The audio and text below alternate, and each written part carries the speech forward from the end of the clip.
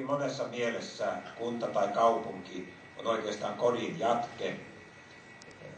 Kaupungissa tehdään ne päätökset, joilla ihmisille tärkeimmät palvelut järjestetään ja organisoidaan, suunnitellaan lähintä ympäristöä, edistetään elinkeinoja ja työllisyyttä. Ilman tätä yhteistä kaupunkia olisi paljon vaikeampaa. Aikanaan kuntalaiset on perustaneet oman kuntansa järjestääkseen sillä tavalla yhteiset asiansa. Eikä se ole niin vähäpätöinen asia sekään, että yleensä aina sen kunnan tai kaupungin valtuuston kautta niin päätetään suunnilleen 1/5 meidän lompsamme sisältöä. Me olemme antaneet rahamme kaupungin käyttöön ja siellä päätetään, miten ne käytetään yhteiseksi tarkoitukseksi. Toivomme, että tämä kotivaaliteema myös aktivoisi ihmisiä äänestämään lokakuun kunnallisvaaleissa hyvien peruspalvelujen ja turvallisen tulevaisuuden puolesta. Keskustalle on periaatekysymys se, että jokainen suomalainen voi saada, asuupa hän missä hyvänsä, hyvät peruspalvelut kohtuullisella veroäyrin hinnalla.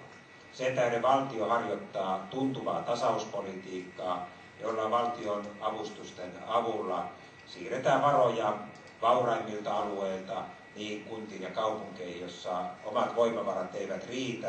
Ja usein ne eivät riitä sen tähden, että asukkaiden tulotaso on eri syistä johtuen alhaisempi kuin muualla Suomessa. Siksi tarvitaan jatkossakin tätä tasauspolitiikkaa.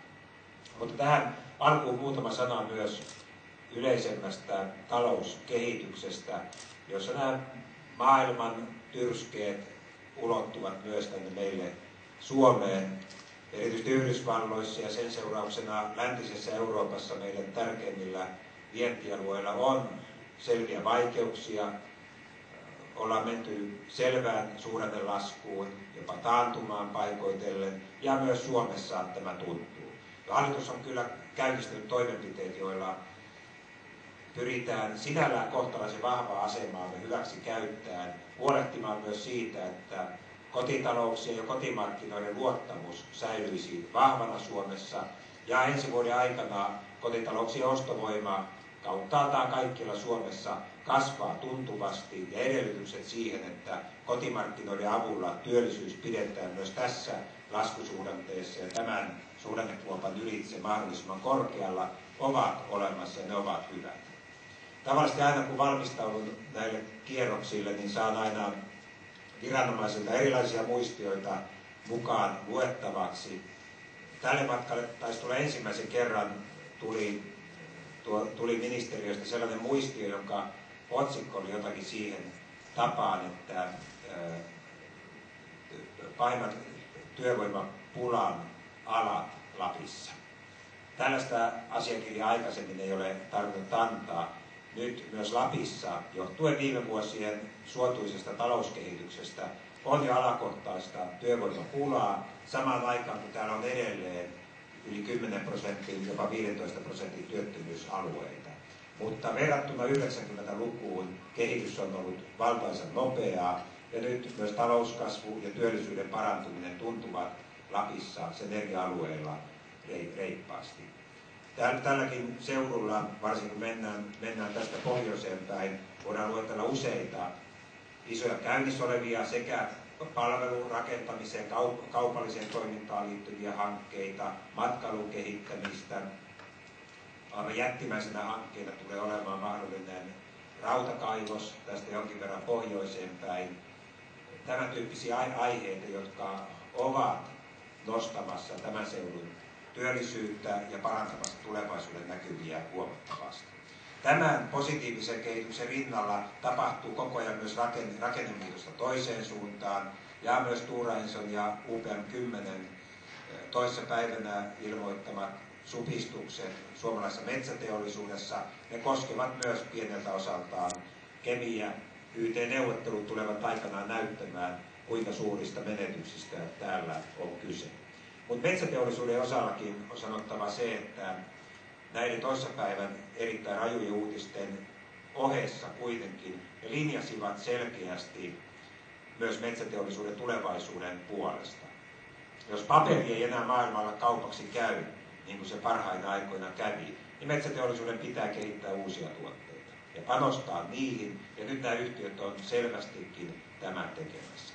Tänä aamuna viimeksi erään suuren metsäyhtiön johtajan kanssa keskustelin tästä tematiikasta, ja hän jotenkin luonnehti asiaa näin, että tässä ollaan vähän niin kuin puolustauduttu poterossa niiden meidän vanhojen tuotteiden puolesta, ja aina vähän annettu periksi, tehty supistuksia, mutta nyt he lähtevät hyökkäämään, hakemaan uutta, ja siihen meillä mahdollisuuksia on.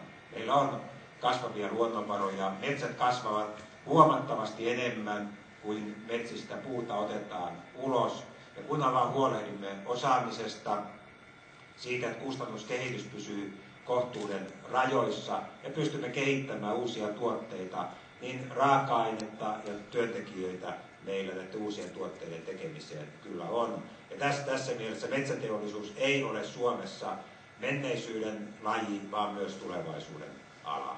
Ja Kemi varsinkin erittäin vahvana metsäteollisuuspaikkakuntana, joka vielä sijoittuu sataman kupeeseen, niin voi olla kyllä luottavainen siitä, että täällä metsien tuotteita jalostetaan jatkossakin. Hyvät ystävät, kunnallisvaalit ovat vajaan 2 kuukauden päästä, mutta nyt oikeastaan kunnallisvaalien tärkein vaihe parhaillaan menossa, eli ehdokashankinnan loppusuora. Muutama päivä on vielä aika asettaa ehdokkaat, ja myös keskusta vielä hakee uusia ehdokkaita. Sellaisia ihmisiä, jotka tuovat erilaisella kokemuksella eri elämänaloilta, erilaista koulutustaustaa, erilaista työtaustaa tai nuoria aivan työuransa alusta ehdokkaalle. Ja tästä joukosta tulee sitten sellainen valtuustoryhmä ja valtuusto, jossa eri alojen kokemus kohtaa toisensa ja voidaan luottaa siihen, että syntyy hyviä päätöksiä. Ja tässä oikeastaan nyt vetoan, että jos teidän joukossa on vielä joku sellainen, jota ei ole pyydetty ehdokkaaksi, niin nyt on mahdollisuus täällä ilmoittautua. Jos joku joskus teiltä kysyy, että miksi kävitte ehdokkaaksi, niin voitte sanoa, että pääministeri pyysi. Sillä pärjää aika pitkälle tuolla vaalikampanjassa. Ei tarvitse sen enempää selitellä, että mikä teema nyt on ja mikä slogani on. Itse lähdin kunnalliseen elämään mukaan vuoden 1976 kunnallisvaaleissa, ja se on erittäin avartava kokemus. Siinä näkee hyvin sen, että minkälaiset asiat otetaan huomioon silloin, kun lähipalveluita järjestetään, minkälaisia odotuksia ja toiveita ihmisillä ja naapureilla on, ja aika paljon siinä joutuu yhteensovittamaankin, ja välillä joutuu tekemään aika vaikeitakin ratkaisuja, mutta sitä työtä helpottaa hirvittävästi se ajatus, että ellei me luottamushenkilöt johda kuntaa tai kaupunkia, niin kuka sen tekee?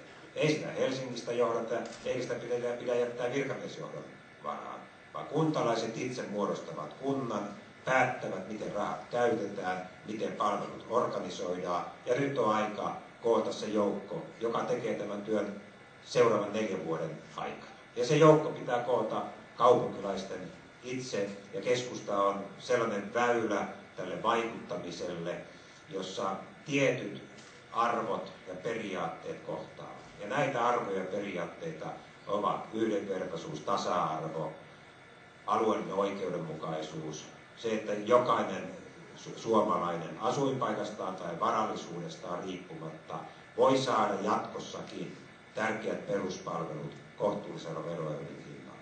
Ja tällä linjalla me toimimme valtakunnallisesti ja me toimimme jokaisen kunnan sisällä.